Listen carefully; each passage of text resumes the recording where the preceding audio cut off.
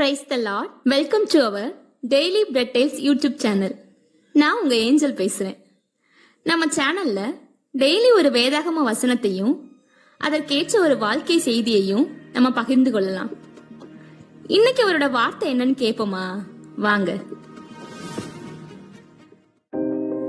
கர்த்தர் உன்னை காக்கிறவர், கர்த்தர் உனது வலது பக்கத்திலே உனக்கு நிழலாய் இருக்கிறார். சங்கீதம் 121:5.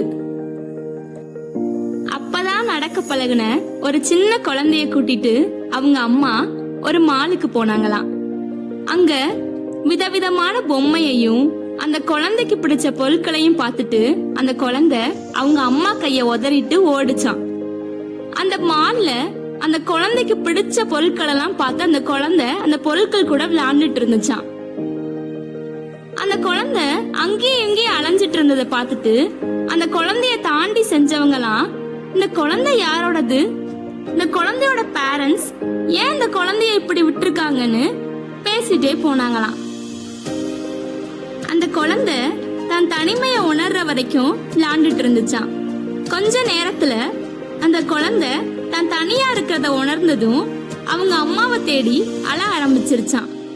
ஆனா அந்த குழந்தையோட அம்மா ஒரு இடத்துல மறைஞ்சிட்டு அந்த குழந்தையோட ஒரு செயலையும் கவனிச்சு பார்த்துட்டே இருந்தாங்களாம்.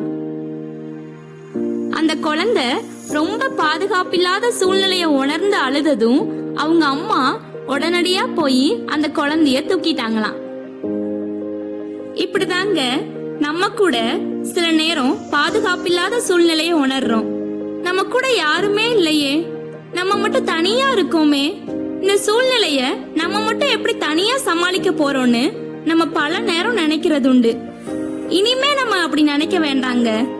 ஏன்னா நம்ம கூட ஏசப்பா இருக்காங்க. நம்ம தனியா இருக்க ஒரு நாளும் விட மாட்டாங்க. அந்தந்த சூழ்நிலைக்கு அப்பப்ப நமக்கு உதவி செஞ்சுட்டே இருப்பாங்க. நமக்கு தான் அது தெரியறது இல்லைங்க. இனிமே நினைச்சுக்கங்க, ஏசப்பா நம்ம கூடவே இருக்காங்கன்னு. எல்லா சூழ்நிலையிலும் நமக்கு உதவி செய்வாங்க. ஆமென். Share this word with others and be a blessing in someone's life.